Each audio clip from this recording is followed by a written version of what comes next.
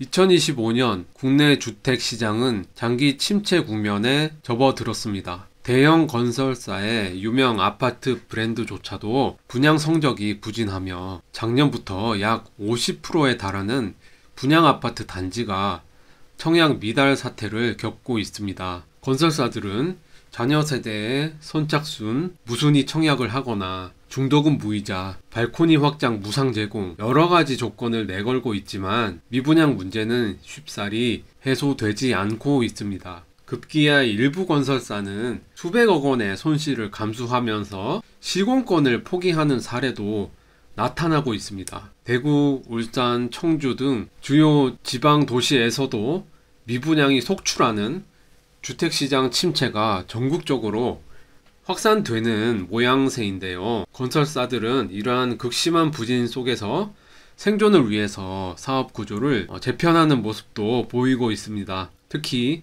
해외 수주 확대, 스마트 건설 기술, 신재생 인프라와 같은 이러한 세 가지 전략이 주목을 받고 있습니다. 먼저 해외 수주 확대. 우리나라 건설업은 2024년 말 해외 누적 수주액 1조 달러를 달성했다고 하네요. 이는 반도체, 자동차 분야에 이어서 세 번째로 1조 달러 고지를 넘어선 것이라고 하는데요. 이러한 해외 수주는 최근 수년간 국내 부동산 침체가 계속되고 있는 상황에서 이를 타개할 대안으로 부각되고 있습니다. 2024년 국내 건설사의 해외 수주액은 1월에서 11월 기준으로 326억 9천만 달러로 전년 대비 17.8% 증가한 수치라고 하네요. 사례들을 보면 대우건설은 나이지리아 와리 정유소 복구 프로젝트를 성공적으로 마무리해서 1991억 원 순이익을 기록했습니다.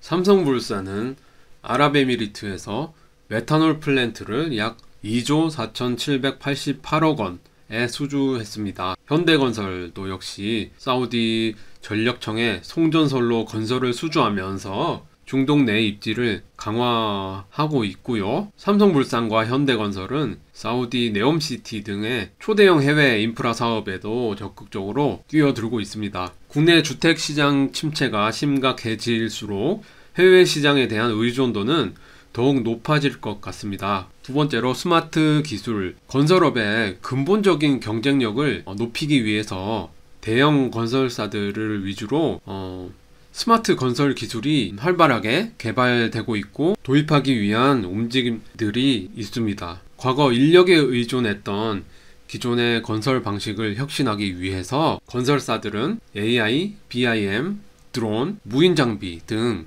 스마트 건설 기술을 적극적으로 도입하고 있습니다. 이런 기술을 도입함으로써 공기 단축, 인건비 절감, 그리고 품질을 향상하고 안전사고와 폐기물 감소와 같은 목적들을 달성하기 위해서 이렇게 신기술을 개발하고 있는 거죠. 그 중에서 모듈러 건축 공법도 하나의 사례입니다. 쉽게 말해서 모듈러 공법은 건축물을 레고처럼 쌓아서 집을 만드는 것인데요. 기본 골조와 전기, 온돌 등을 공장에서 미리 제작한 뒤에 현장으로 옮겨서요 조립하는 방식입니다. 모듈러 건축의 핵심은 공기 단축과 친환경이라고 할 수 있습니다. 공사 기간을 30%에서 50%까지 단축할 수가 있다고 하네요. 그리고 건축 폐기물도 획기적으로 줄일 수 있습니다. 모듈러 공법은 다른 장점도 기대되는데요.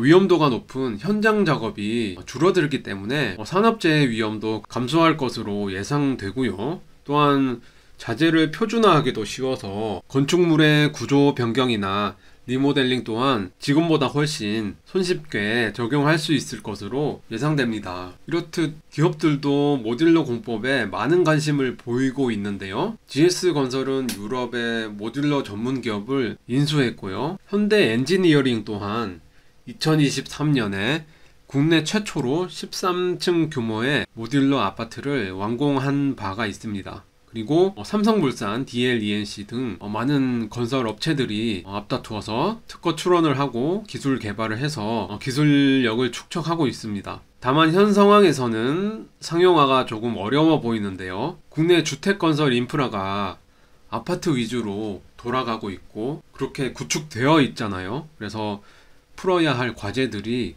아직 많이 있습니다. 일단은 수요가 부족해서 기존 공법 대비 30%가 더 건축 원가가 든다고 하네요. 그리고 관련 제도도 정비되지 않았고 당연히 기술 인력도 많이 부족하겠죠. 세 번째, 신재생 인프라 구축. 건설사들은 장기 불황을 타개할 해결책을 미래 친환경 에너지 인프라에서 찾고 있습니다. 과거에는 발전 플랜트나 정유 공장이 중심이었다면요.